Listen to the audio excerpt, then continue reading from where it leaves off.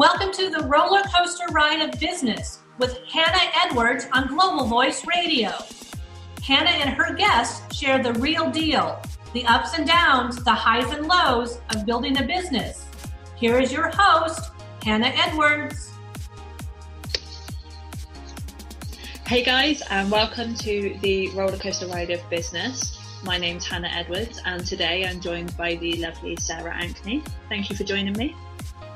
Thank you for having me. So obviously, like I've just said, our show is the Rollercoaster Ride of Business, and everyone goes through a massive roller coaster when they first start, or even when they're several years into their business. Yes. And today it is literally going to be about the drama of starting a business, like trying to fit everything in, especially, I mean, like yourself, you've got a family, so you're doing all your classes in school. I don't actually have any idea how you fit it all in. I don't either. It's just a miracle that happens. So Sarah and I actually met in the Coaches Hangout, which is the group run by Kelly and Lacey, who were on the show previously. And obviously I'm not a coach, as I've said in their shows. I'm a virtual assistant and a magazine owner, but their stuff has helped me more than some of the other groups I've joined. They are so fantastic. And then working with yourself, obviously I've joined your group on Facebook, and you can tell you love what you do, and like you're so enthusiastic about everything. It's great. Oh, just on the whole enthusiastic, somebody's like, oh, you're like a cheerleader. I said, I wish I could have been a cheerleader. In high school, I was so shy. I would sit there in the corner and just shy away. They're like, that's not how it comes across here. I'm like, I have no clue. I'm like, but I'm one of those people that I naturally like to support and cheer people on because I like to see the best in everybody. Yeah. I may see something that somebody else doesn't see in themselves. So how did you decide, like, I mean, where did the idea of becoming a coach come from for you? Well, actually, this time last year, I was selling Direct Sales 31, which is like totes and organizational stuff. Okay. A bit of a difference. It's like, I was like, oh, you worked for that purse company. I'm like, it's not just purses. It's, organizational tools, tips, things like that. I said, it's more than that. I said, and I really got into, I'm like, how am I going to make this group work? Because I started a VIP group. And so I started doing research, and I'm like, how am I making this group work? How can I do this? I started taking classes. So I started researching organization, how to help them use the products we had. And I was like, I really don't want to sell other people's products. I want to help people learn how to get organized. So I actually started out as an organization coach. And I actually officially opened June 30th of last year. Nice, yes. But when I was doing my organization coaching with my one-on-one clients, I realized I started to empower them to be confident, to explore other areas, and to start with their business, whether it was blogging or just, getting out there, creating groups and stuff. So when I switched over to coaching, I decided to go to business school, which I'm doing currently. And when I did that, I was like, oh, I can help them with their businesses too, especially startups, because it's hard. It's scary, one. You're putting yourself in front of people you do not know. And if you are unconfident whatsoever, they will eat at it. Most of them will eat at it. It is the scariest thing going. I mean, I've been in business with my virtual assistant business for just over a year now. And even now, I get really nervous when I have to go and meet a new potential client, because I'm like, this is me. Like, we've had the conversations behind the computer. Now I'm putting myself in front of them and hoping for the best. And it is a scary thing, having that whole responsibility of like a business to run, to like watch grow, and especially if you're just working from home. Myself, I have my full-time job at the moment to fall back on. But when I make that leap and I'm working from home, I'm going to be there like, holy crap, what have I done? It's scary. I'm not gonna lie. I tell everybody it is scary AF, you It know. is. But you also have to give yourself credit for every little thing you do. Within the first month of creating my business, I had done a podcast. I started writing for a magazine. I actually did another podcast like right after the month was up. So like I had done a lot, but I'd done so much so fast that when things started going like on a downward, because it is a roller coaster, you started going downward, I was like, what the heck am I doing? I'm not gonna lie. I was like, what the heck? It was like super question marks everywhere. And I was like, okay, this isn't working because I was only getting bits and pieces from people. I hadn't at this time invested in a coach. I admit it. I was the stubborn kind that was like, I could do this by myself. And I'm not saying you have to go spend thousands of dollars, okay?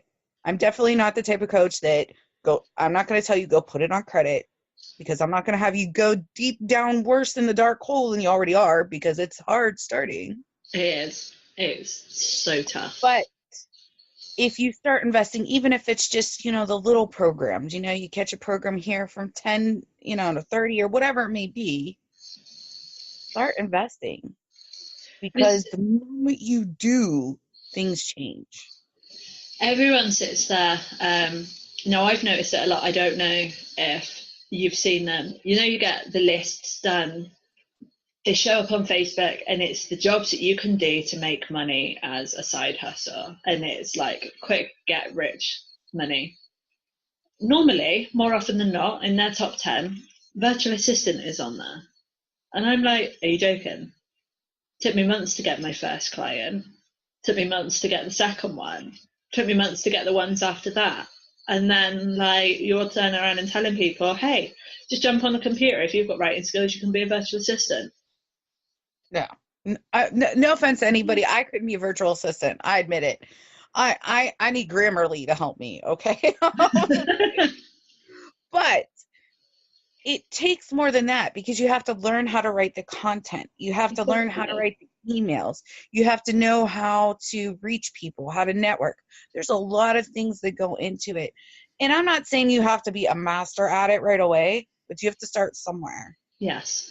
I read one list, and on one list there was on there, if you've got good organizational skills, be a coach. And I'm like, I'm pretty sure you need more than organizational skills to be a coach, just like you need more than typing skills to be a virtual assistant. Yes. That's everybody's like, oh, you could be a coach. I mean, somebody had suggested to me, and that's how I started into the coaching, because I was like, yeah, I really always wanted to help and teach people. Originally, I had some health issues. My original degree was in teaching. Yeah. I couldn't finish, but same thing. I'm teaching somebody. But the thing is I'm teaching them, but the way I do it is I guide them. I can't tell you exactly what to do for you, because it's not going to work the same for you that it worked for me. No. I can make suggestions. I can make all these things, and I can support and make sure you're getting to your goals, but you have to do it yourself. And a lot of people are like, oh, well, I could just do this X, Y, and Z. No, you have to take action steps, and it's slow. It's not for the faint. In fact, in my business book, it said 2 to 5 years before your business even sees profits. Absolutely. I mean, a lot of businesses, especially the network marketing ones and the ones that are featured on this list, as soon as get rich quick schemes, and it doesn't work. Network marketing, I've tried it before. You have to put an awful lot in to get very little out at the beginning. Virtual assistant stuff, I was doing jobs to build up my portfolio for next to nothing, just so I've got that referral and that example in my portfolio that I can say to other people, well, hey, I've done this, I can do this, and I can use this. And to see things on lists that are like, yeah, just load up your computer, write on Facebook, I'm a virtual assistant, and the work's going to come flooding in, I really don't think so. I wish it weren't like that. I do too. I got to tell you, I also used to take surveys. I took those online surveys. Yeah. It would take me hours a day to do it. And I made $60 to $100 a month doing it. That was it. Yeah. for hours. I'd spend 8 hours a day doing it. And people are like, oh, you should be able to make, no, honey. No. They're normally number one on the list as well. So like, it really frustrates me when we're experiencing the proper struggles of business, and then you've got people that see a list like that and then go, yeah, well, this is what I'm doing now. And then they wonder why they're not making any money. No, it is definitely hard work and determination. And you have to stick it out. And I have to say, I've run into a few people that have paid coaches and the coaches have disappeared. Yeah, see, that just isn't on, and it's because they've not got the qualifications to teach you the stuff that they're telling you they can do. Right. I will be honest. If I can't help you, I will tell you I can't help you. Yeah. I've told several people that. When I work on clients, I sign a contract so that I'm held to that contract just as much as they are held to the contract. Because I've had people come to me and say, okay, so I gave someone money to do this, this, and this for me, and this is what they've actually come out with. And you look at it and you're like, what the hell? You've paid for that? Yes. So what's the biggest struggle that you've had so far in business? The biggest struggle I've had is clients, finding clients, because it is the like, no, trust factor, but it takes time to build that up. And I sat there and thought about the other day, which is funny because I was sitting there thinking, somebody asked why you lurk in groups, for example. I lurk so I can watch and see what's going on, what type of group it is, what type of people are always in the background watching what you're doing. Yeah. If you're not putting the right vibe out there, you're never going to get the engagement because the vibe's not there. 2, people want to know that if they're going to invest in you, whether you're a virtual assistant, whether you're a coach, whether you're even in the direct sales, because they're buying you, not the product, that you have to, show who you are and what you're there to be. Your brand should showcase you, not what somebody else does. Do you know how many times I've gone through rebranding because somebody else told me what to do? And it wasn't me. I don't get why people think that what works for one person is going to work for another, because everyone's different.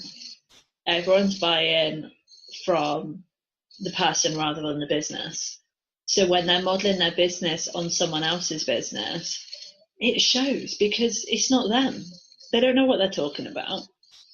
Like, they're there and they're going, well, she's got a really successful business, so let's model it on theirs.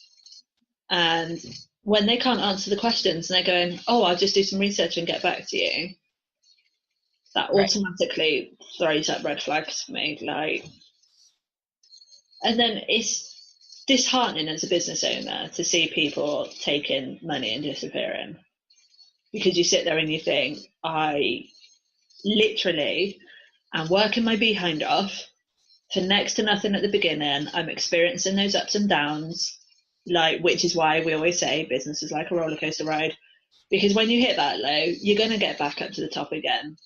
But while you're in the low, it feels like the crappiest thing ever. And you've got someone there like making it look so easy, like all those great like posts on Facebook, the sponsored ads, where it's like, I'm going to send you the exact emails I sent out and I got $75,000 in my account the next day. That doesn't work. No, they're only giving you the why and like certain steps to do. They're not giving you all the information. Exactly, but they're getting people's money. Yes. And it's frustrating. I have a hard time holding back when I do something. For example, when I do time management classes, if I do it where I'm doing a group class, I want to help each person individually. I hate to say it because I want them to walk away with something that's going to work for them. Yeah. Because just because it works for me doesn't mean it's not going to work for, that it's going to work for that person. So sometimes I do have to hold back, because when you're on a call with that many people, you can't spend, an hour with this person, an hour with that person. Exactly. It is trial and error, and everything has a reason that you're doing it, and you're learning something from it. So I also recommend, and I don't know about you, but I journal every day. See, I don't journal every day. I find I work best journaling when I'm blocked, because then I can journal all my frustration out. Because if I'm not feeling blocked and I sit there and I'm trying to journal, I'm like, what the bloody hell am I writing? None of this is making sense. Like, and then I start creating problems that weren't there. Really there. So I wait blocked to journal.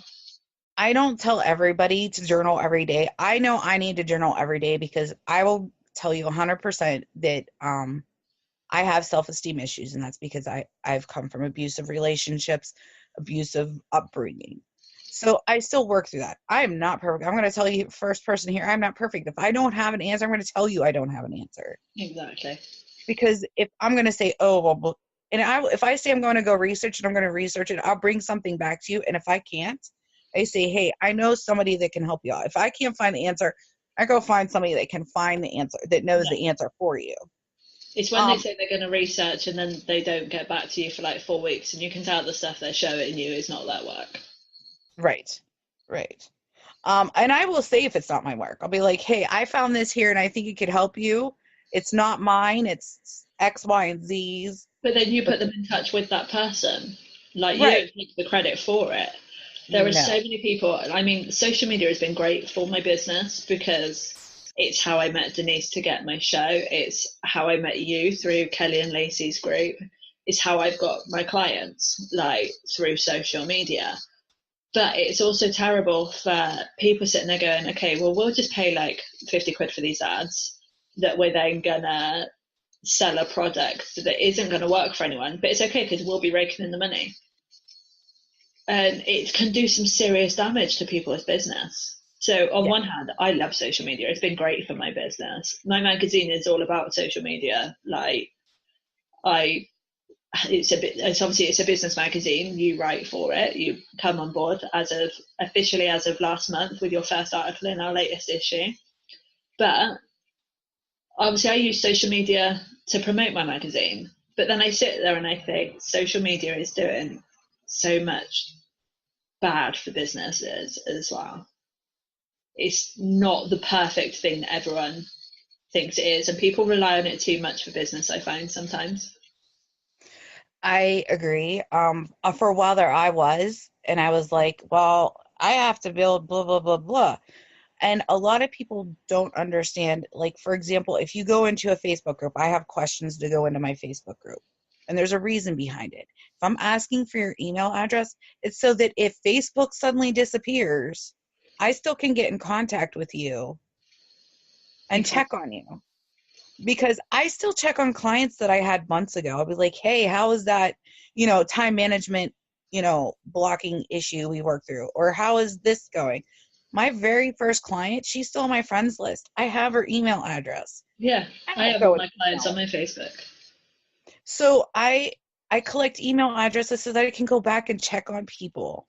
Yeah. Because what if, God forbid, just saying, God forbid, Facebook disappeared? What would I do? That's why I also have other platforms I'm on and use. I have my website. So don't think social media is the end all to your business, because it's not. You have to be able to send them off the social media to go somewhere else. Okay.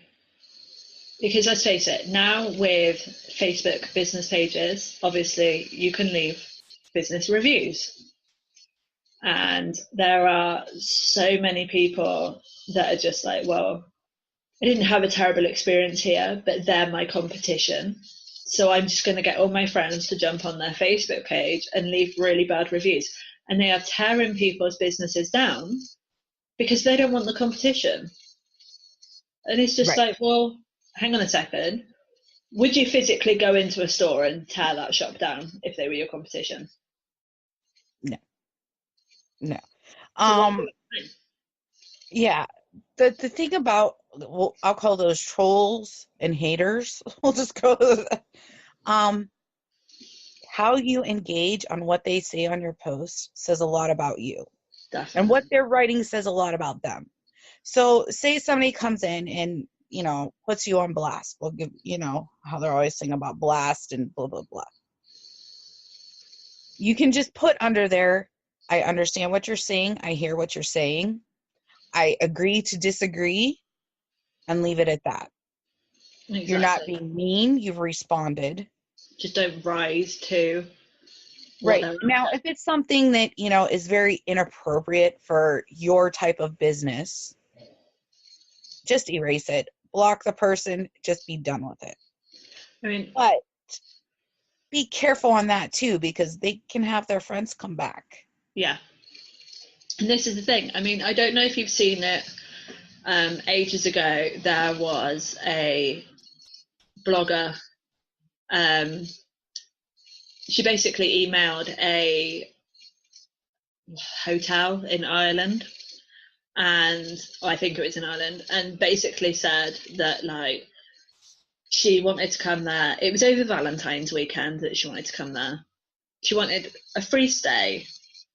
And then she turned around and tried, obviously, bigging herself up a bit with all the wonders that she'd done for Orlando, Florida, and Disneyland and stuff there. And she'd bigged this whole thing up completely. Was expecting an entire free stay, not just one free night, but an entire free stay on the hotel's busiest weekend of the year. Now, I kind of get why the hotel owner did what he did, but it's also bad in a way. He put that email up on the internet with a response to it, saying that things like blogging isn't a proper job. Millennials are only doing things like blogging because they don't want to do the hard work of a real job and different bits and pieces. Why should she expect an entire free weekend? And basically dragged her through the mud. Now, the only bonus is, not only did his hotel free up, but her social media went through the roof. She gained so many new followers and everything. The problem is, for both of them, they also got some real bad trolls. There were fans of hers trolling the hotel for, well, sorry, you could have just replied to that email, said no, and left it at that. And there were people that were obviously maybe fans of other bloggers, or just thought that maybe she was just being a bit ridiculous and asking for an entire weekend for free, saying, well, hang on a second. So not only did she jump several thousand hits on her YouTube and stuff like that, but she also got slated really badly. And it's just like, well, I think it comes back to the whole Tony Robbins thing. Yeah, I did see the post that was. To me, it was too much. I did lose respect for him, but I would never completely disrecall all the work he's done. Yeah, he does a lot. I don't have to agree with everything he says. Nobody has to agree with everything I say. You could leave it be where it is. Now, exactly. If you're doing something that is seriously damage to another person, I'm going to say something. Sorry, yeah. I can't help that. And it may not come out so nice sometimes, especially when it comes to abuse victims. I get a little bit, because of me being abused, I get very passionate behind it. But I also, before I hit that send button, I go through and make sure that I've represented myself well. And people don't understand. This is it. Like, surely she had to have think, like, deep down, this hotel owner might take this completely the wrong way. And with social media the way it is now, no one holds back. No one thinks, I'm just going to delete that email. They think, what the hell? I'm shoving this all online. Our entire lives are put on social media, and sometimes for business, that is a terrible thing. Yes. I do have to say, what you put out there stays out there forever. Even if you erase it, it's out there somewhere. People screenshot it. Look at all the celebrities that have been dragged through the mud because they put posts and stuff up on their social media, and then it's turned around and been like, well, actually that was terrible. Our PR person says we better delete it. You can guarantee there is a shot of that. A fan or a hater somewhere along the lines has screenshotted it, and that's now blasted around. My one class, I think business communication class, for example, we were talking about going and getting jobs and making sure that you put yourself out there on social media, how you would want to be seen.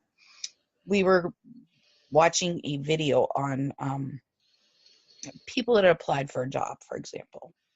they actually went and looked at their social media profiles. If you are out there being negative towards people, or you're posting pictures of yourself doing, like, I'm not saying not you drink every once in a while, like if you're posting pictures that you're partying every weekend at the bar, or that you're holding guns in your picture, you're doing something that is morally on the, shady to almost everybody, be prepared to not get that job. But this is it. I mean, it's not even now what we post ourselves online. Everyone has a camera phone. Yes. And if you're out and about and you're representing your business, because it's your business, it's you, and then you're stood in the middle of a pub or somewhere and you're going on this massive rave, like over, like, and ranting over stuff, someone is going to be filming that. And they're going to know someone that knows someone that knows you. Right. And eventually that's going to get back to you, and that's going to show about your business. And I mean, I'm not going to lie, before I started my businesses, I didn't care what I put on my social media. I've quite recently gone through, I've cleaned my Facebook up, like I've taken off half of the stuff that I put on there, because I'm just like, actually, those pictures of me from like 10, 15 years ago, I don't need those up there now. I have stuff there, but I didn't go and hide mine. I didn't delete mine. And I'll tell you why I didn't delete mine. Because A, I was a completely different person. I really, really was. B, I want people to, if they decide to ever go back and look and see where I was and how far I've come. Because it's a whole different mentality. Like, I'd have that woe is me victim mentality going on all the time. I mean, I'm not going to lie. Part of the reason why some of these pictures were deleted was because A, I'm not actually in contact with the people now that were in those pictures, and I'm just like, wow, you've put them up of me. Why do I need to keep myself tagged in them when we don't even have a conversation over Facebook anymore? I've progressed so much further in my life and in my businesses. I'm just like, I don't really need them anymore. So I agree. There are some people I've gone through. I just want to let people know that there is block on Facebook for a reason. There is all that stuff. Now, these people that I have to say, if you're going to go spy on somebody's profile, friend them, and then unfriend them, there is software that we can see that you unfriended us. Oh, yeah. So don't think it's just so easy to go, like, spy on somebody. I know every time somebody unfriends me, it used to bother me, now it doesn't. And I tried to take the software off, but for some reason it won't come off. I don't know. So now I'm just like, oh, good for them. See ya. Yeah. But that's the thing, though. I find in business, there's a lot of jealousy as well. A lot of the people that I've fallen out of contact with, it's because I've moved on so much further. I've got business ideas that I've started. I've got business ideas that I still want to do. I've got so many things that I want to do. I know where I want to be in the next 5 years. And there are people out there that are just like, I don't even know where I want to be next week. I know a lot of my friends are still there. I admit, I'm 42, people. I'm 42. I may not look 42, but I'm 42. So I have friends that are in their 40s that are older than me that are still roaming around aimlessly. Haven't found their passion, haven't found their purpose. I'm glad I have. But seriously, life does get better. You have to just work at it. And if you think it's just going to fall into your lap by winning the lottery, not going to happen.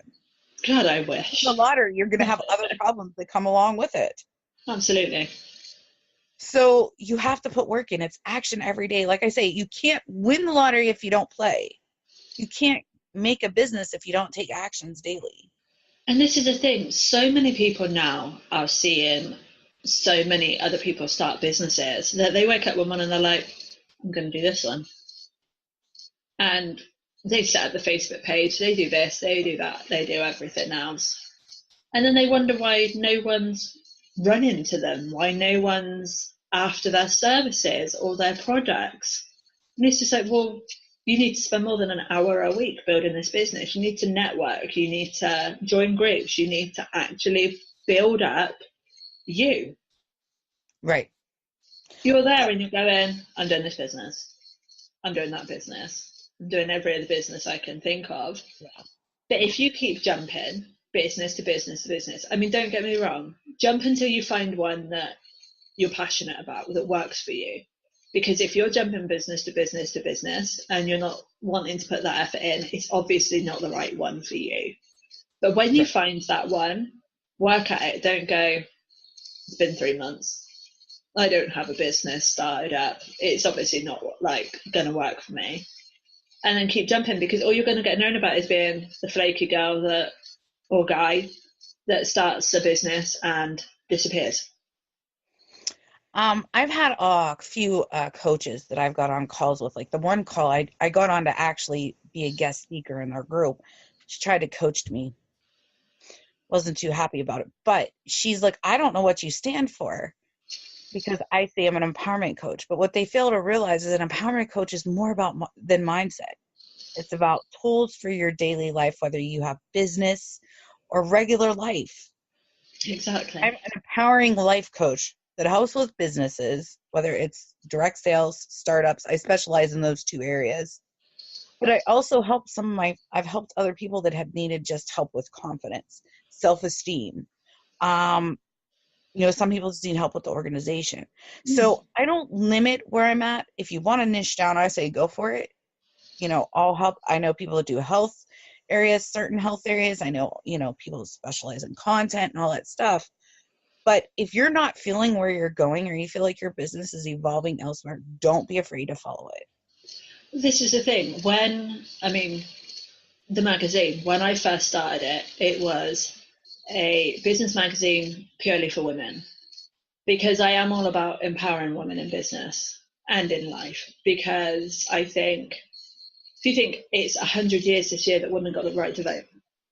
Yes. Like, so much has happened lately, and I have caused a bit of upset on my Facebook for when I've put things up about the future being female and everything, because it is. So many more women are starting to actually get into business now, and it's a great thing to see.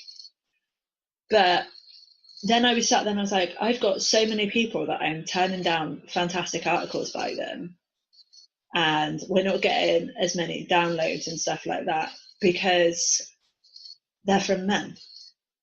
Men are realizing that the magazine is for women, so they're sending the stuff and then going, oh, actually, no, sorry, didn't realize we were the wrong demographic. So when we came back into it to relaunch in January, I dropped to the fact that it's a business magazine for women, purely because there are so many men out there that are all for empowering women, and yes, they believe that they should be in business. But they didn't quite understand that, yes, the business magazine was for women business owners to read, but that doesn't mean that just because you're male, you can't feature in it. So I've literally had to change the way I word something so that men realise that, yes, we do actually take articles from men, especially men that are happy to empower women and see them in business, that are happy to have women on the boards of their businesses and stuff like that, because that's exactly what this year is leaning towards. More women are becoming business owners. They're not just happy to either sit in the boardroom and help someone else run their business, or not even in the boardroom. They're not happy to just sit in their office or wherever, or in their house. Yeah, and help someone else run their business. And they don't want to be like it used to be in the 50s and then being at home barefoot and pregnant. Right. They're now at the stage where it's like, you know what, stuff this. I'm female, I'm starting a business. My tagline has literally been, and I have a sweatshirt that says it, and I'm not going to lie, Denise thought my sweatshirt was amazing when I showed it to her. It literally says, the future is female, because for me it is. And there's nothing wrong with that. I felt bad at first for niching down to women. I felt bad because I know I can help men too. Absolutely. Not that I can't. Men have been abused just like women, and I believe they've gotten slighted on the abuse recognition that it can happen to them and that women can be abusers. Yeah. But I'm not gonna lie. It's harder for me to you need to work with people that you can relate to. Right. Now I have men in our group. I don't know if you noticed, there's one guy that's always in there. He doesn't say a lot, but he talks to me on the side. So I think he's afraid to speak up in there, but he talks to me. He's a very nice man. But he likes the fact that I'm that positive. Yeah. And especially with women. And what is awesome, he's a nurse. So he sees, he gets that reverse, you're a guy, you're a nurse. Yeah, well, you don't been a nurse, you should be a doctor. Right. So he gets the reverse thing. So like every once you'll see me in the group, I'm like, look, just because I say ladies doesn't mean I don't mean guys, because guys, this can apply to you too. Exactly. And I always feel bad because I do believe in empowering women, because we were held to be, let's be pregnant. We can't be bosses. We can't blah, blah, blah. But we also shouldn't downgrade the men in the process of doing it. Well, this is it. I mean, I literally put up a picture, and it was a screen caption from Thought, and I only put it up there because it literally reminded me of a conversation I'd had with Denise like half an hour before I'd even started watching this film, and it was about the future being female and stuff. And someone commented on there, well, surely the future should be united. And I was like, well, where was that thinking 100 years ago? Where was that thinking all those years before then? It's only now that women are feeling, okay, I mean, this Me Too campaign, this is all stuff from years ago up till now. But it's only now that women are thinking that actually now is the time that they can stand up without being berated and hated and abused and say, this is what happened. This is us. This is what we're going to do. I mean, look at all the bad press Rose McGowan has got because she stood up and named who her abuser was. I think the only thing we missed on the Me Too, just because a lot of people don't see as men being able to be assaulted. Yeah. Is we did miss that. And I'm not saying that we shouldn't have to have the right to stand up, but I think everybody should stand up, because you can't tell me if a man comes in and says, I've been raped, that another guy's not going to laugh at him. Oh, yeah. So I see all sides of it sometimes, and that's just because I've had male friends that have had it happen. And they walked into a police station and got laughed at. Yeah, it's ridiculous. I mean, there is a video online of a social experiment that's been done. And it's this girl being, obviously, she knows it's not real abuse because she's agreed to the social experiment. But she's got this guy and he keeps grabbing at her and going, oh, come on, you want it and stuff like that. And all these like women and men are stepping in going, whoa, back off, that's out of order. You're in the middle of a shopping mall and you're abusing her. What the hell do you think you're doing? And then they turned around and went, but let's see what happens if the roles are reversed. And it's the girl doing it to the guy and the guy saying no and stuff like that. And I mean, there's women walking past going, yeah, man, get some and stuff like that to the girl. And there's this guy going, mate, are you crazy? She is fine as hell and you're saying no? What is wrong with you? And it's like, well, hang on a second. If that was reversed and you saw that bit, you'd be knocking him out. But it's still, there's still areas like, I'll give an example, my area, where it's still not 100% like, I had APFA, for example, which is protection from abuse order. The stalker showed up on my porch. Well, it happened to be that I was under the influence of heavier drugs because he had given me an injury. I didn't remember letting him in the door. I don't remember most of what happened that night because of the drug that I was on. Next morning I wake up, he's here. I messaged one of my friends on Facebook because I know the minute I get on the phone to call the cops, it's going to be on. He's going to be beating the heck out of me or whatever. And he's like, well, you just need to call the cops. I'm like, I can't. Can you either come over or call the cops for me? It took him 3 days to call the cops for me. Then the cops get here. Okay. They're like, well, why'd you let him in? Why didn't you call us? It's your fault. Easy. It's your fault. They gave him 8 days in jail for that. That was it. That's terrible. And then the further we went on, because I had to keep fighting him because he kept showing up. Yeah. At one point it was safe. I felt safer with me just letting him stay here and wearing, because he threatened to set my house on fire because I didn't think the cops were going to protect me. It took me realizing, okay, it doesn't matter. I just got to keep calling. I just got to keep calling. I just got to keep calling. And it took me actually getting a hold of somebody in the district attorney's office before it gave me the courage to say, just keep doing it. Now he's left me alone. But you know how many times it takes a woman to leave? And it takes 2 years before they even have complete control. Oh, yeah. It's a lot more than people think. And then everybody's like, oh, she should just leave. It's a lot harder. Instead of saying, what should she do? You need to, or he, because it could be, role reverse. Support them any way you can. Whether they're leaving now or they're leaving later, support them mentally. Give them a place to stay. If they ask you to call the cops. And do it. Whatever it may be there in whatever capacity you can be. I had a lot of friends ditch me and tell me because he was still in my life, they didn't want nothing to do with me. It's ridiculous. It's the same in business.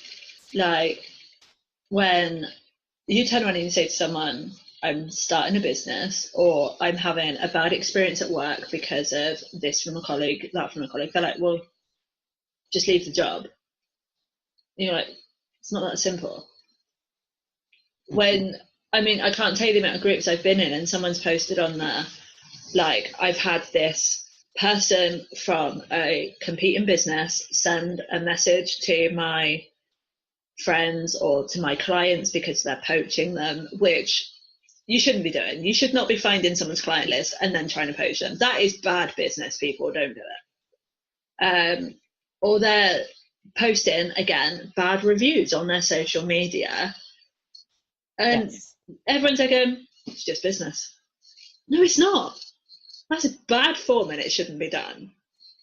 I actually blocked people's pages and blocked people because of stuff like that. I mean, what happened to supporting people? We're supposed to be helping build everyone up.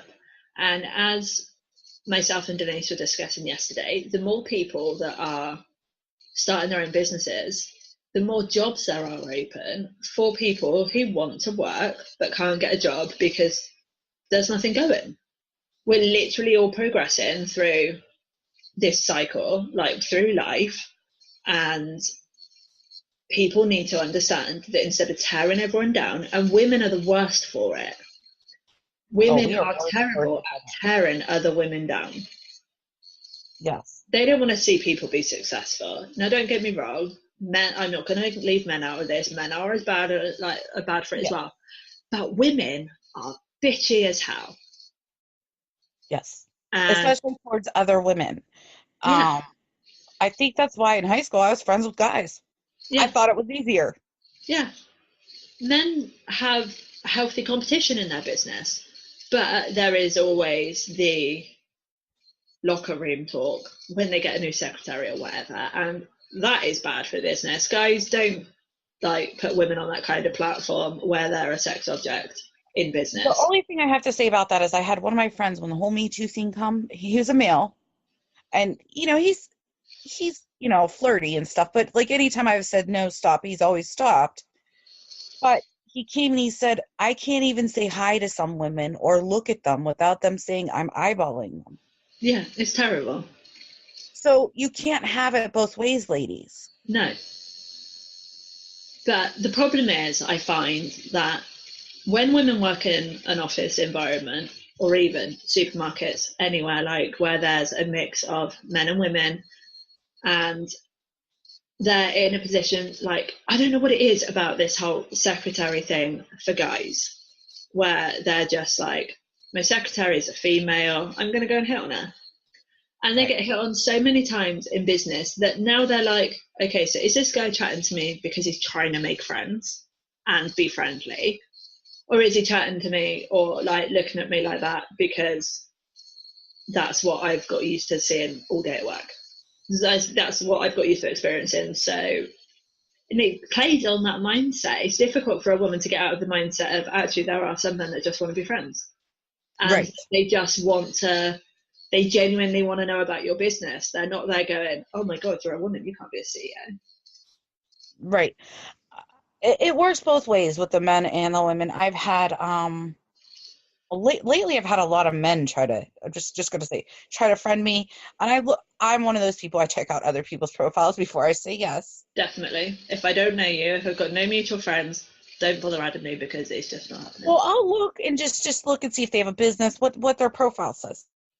I've had like somebody try to add me every day that doesn't have a business, that doesn't have, the weirdest thing is they put their last name first. Yeah. What is that?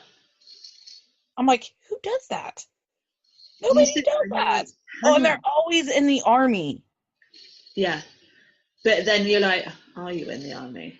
Or are you sat in the basement of your house, like, pretending? So I just don't add those. But, like, I understand why women are the way they are on those things. But they also have to look at it. I've seen women, sexually harass men. Yeah. It does go both ways. But if you're the only female in a male office, yeah, and that is all you're getting, then guys, you need to sort it out. Ladies, you also need to sort it out if, like, you've got a man in the office.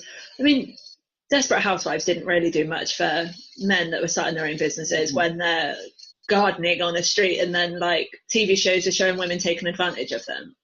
But that's okay because it's a TV show. No, it's not. It's really switched, if you've noticed the TV shows. It's really switched. Men are treated like they're absolutely moronic idiots. Yeah. And it shouldn't be that way either. No. People just need to start treating people as people. Exactly. Excuse my language here. It doesn't matter if you have a penis or a vagina. You're a person. Exactly. I mean, I don't get it. Like we were saying, women tear women down. Women then tear men down for daring to look at them. Women tear women down for looking at the man that they're interested in, but they're too afraid to go and tell them. And then women tear other business owners down because they want to be the only one in that industry. Yet there are so many people in this world that are looking for their services. Like, I don't go tearing other virtual assistants down because I want to be the only virtual assistant in England. I know there are so many companies. There is enough business for us all. No one has that many hours that they can take on every single task that everyone has to be done. Well, the other thing is you're not going to agree. You're not going to have, like, a rapport with everyone. Exactly. Like, my cup of tea is and everybody else's cup of tea. This is it. I mean, I've come across business owners. I'm a member of a networking group online, and there aren't restrictions on what you can post on it. So you do get some posts that I sit there and I think, what the hell is that all about? But that's just the way that they are, and it works for them in their business. I don't then go, oh my God, I'm never going to do business with that person because of that. I sit there and go, okay, well, if it comes to the point where I need to be able to see that, I need to work with that person, I'll work with that person because they're doing what works best for them. Right. Because it doesn't work for me in my business, I'm not about to go, no. If it's something you feel that strongly about, you have to find your right people, and you will. Yeah. It takes time. You're going to go into groups, and that group's not going to have the right vibe. Don't be afraid to leave it. Don't be afraid to go in and, say, hi, I'm so-and-so, because if you stand lurking in the background, you could get any business. Not saying anything. You know what I mean? Because there's some people just don't like lurkers. No. You have to be picky and choosy. Definitely. And you have to do what's right for you. Just because, I had someone say that I swear too much in my group. I think it's hilarious because I do the same. But she's like, you would attract better people if, you didn't swear. And I said, if I did that, I wouldn't be being me. You wouldn't be working with the kind of people you want to work with. Because if they're looking down on you for swearing, what else are they judging you about? Just because I don't believe the way you do in God doesn't mean that there's something wrong with you. Exactly. You can believe however you want to believe. I can believe however I want to believe. And I think people just need to be more open. Exactly. I think I came into my group and I shared that my middle child is bisexual.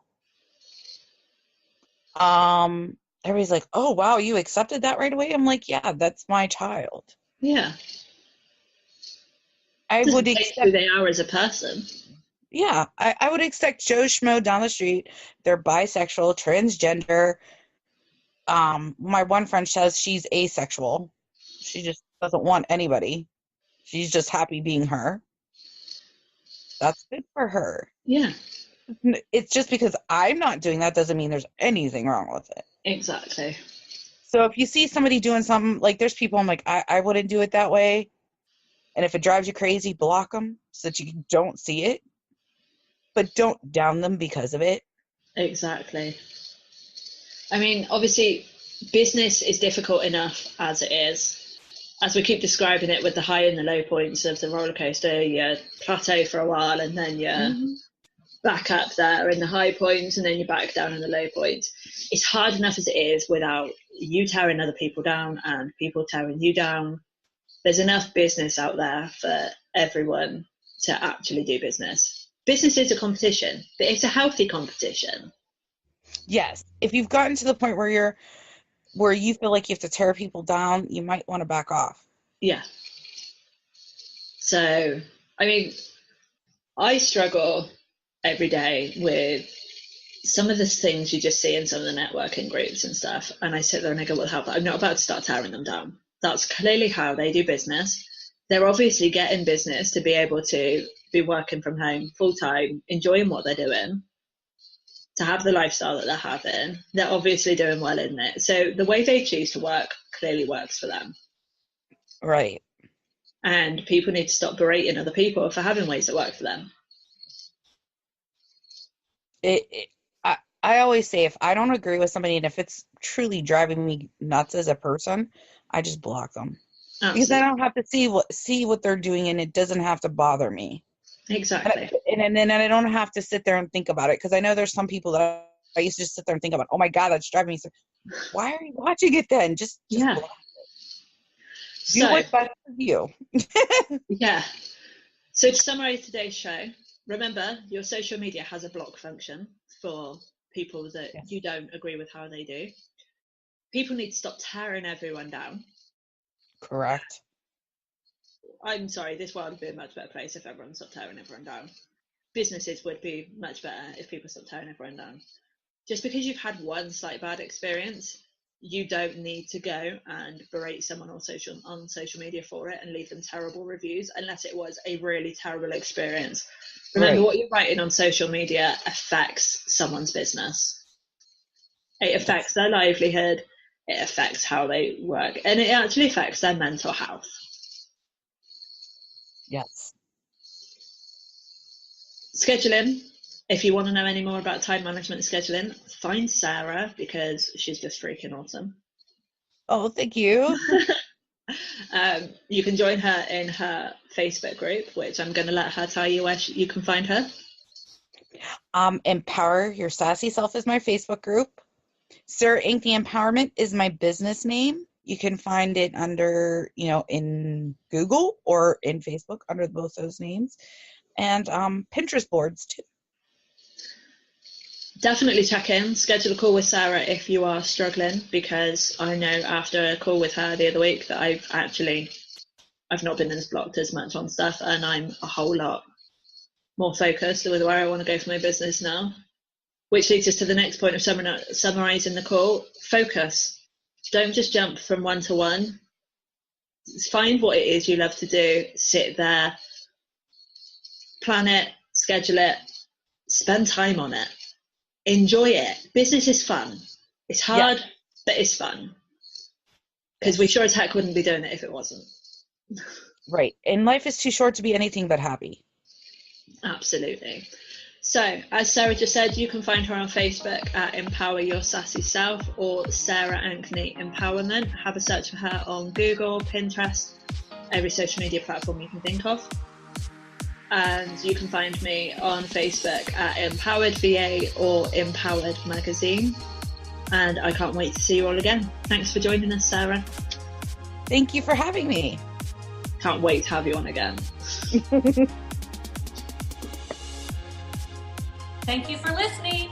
Join Hannah Edwards and the Rollercoaster Ride of Business every Wednesday at 3 p.m. Eastern on Global Voice Radio, where your voice is heard.